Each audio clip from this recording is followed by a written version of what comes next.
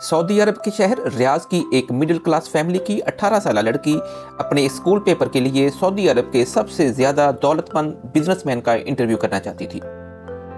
लेकिन इस बिजनेसमैन का मैनेजर अपने बॉस के बिजी शेड्यूल की वजह से इस लड़की को इंटरव्यू का टाइम लेके नहीं दे पा रहा था। ये लड़की इस मैनेजर से मुसलसल राब्ते में रही और बिल आखिर बड़ी मुश्किल से सिर्फ 10 मिनट्स का इंटरव्यू शेड्यूल हुआ। जब इंटरव्यू स्टार्ट हुआ तो सऊदी अरब का सबसे दौलतमंद शख्स इस आम सी लड़की की जहानत और ख्यालात से इस कदर मुतासर हुआ कि 10 मिनट्स का यह इंटरव्यू 2 घंटों से ज़ायद देर के लिए जारी रहा।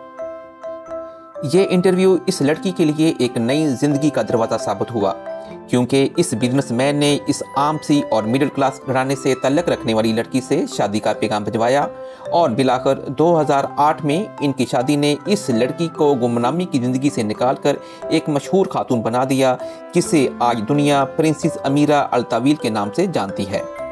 और सऊदी अरब के उस अमीर तरीन शख्स का नाम प्रिंस वलीद बिन तलाल है। शादी के वक्त शहजादा वलीद बिन तलाल शहजादी अमीरा से उम्र में 28 साल बड़े थे। अमीरा अल तवील 6 नवंबर 1983 को पैदा हुई। छोटी उम्र में ही अमीरा के वालिदैन में अलहदगी हो गई और अमीरा की परवरिश अमीरा की तलाक याफ्ता वालदा ने की। और हैरत अंगेज तौर पे प्रिंस वलीद बिन तलाल की परवरिश भी उसकी वालदा ने की, क्योंकि प्रिंस के वालिदैन में भी अलहदगी हो गई थी।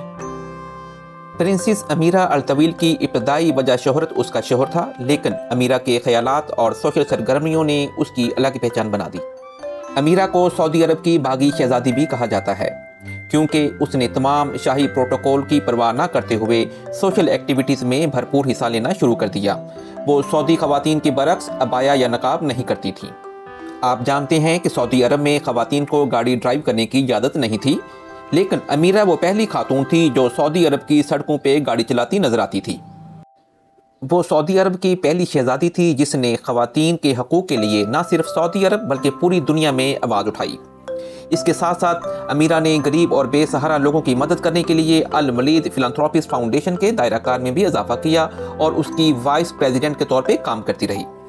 अमीरा ने फलाही कामों का दायरा सिर्फ सऊदी अरब तक महदूद ना रखा, बल्कि पूरी दुनिया में गुर्बत का खात्मा, कुदरती आफात में मदद और ख़ास तौर पर ख़वातीन को ताकतवर बनाने के लिए 71 से ज़ायद ममालिक का विज़िट किया और लोगों की मदद की। दुनिया के बड़े बड़े मीडिया हाउसेस ने अमीरा का इंटरव्यू किया और अमीरा के ख्यालात को पूरी दुनिया तक पहुंचाया। और 2012 में वो मिडिल ईस्ट की 100 ताकतवर ख़वातीन की लिस्ट में 4थे नंबर पर रैंक हुई। ये सफ़र इतना आसान नहीं था। उसे क़दामत पसंद जहनियत के हामिल बहुत से लोगों और तंजीमों की तरफ से रद्द-ए-अमल का सामना करना पड़ता था, जिसमें धमकियां भी शामिल होती थी ताकि उसे रोका जा सके।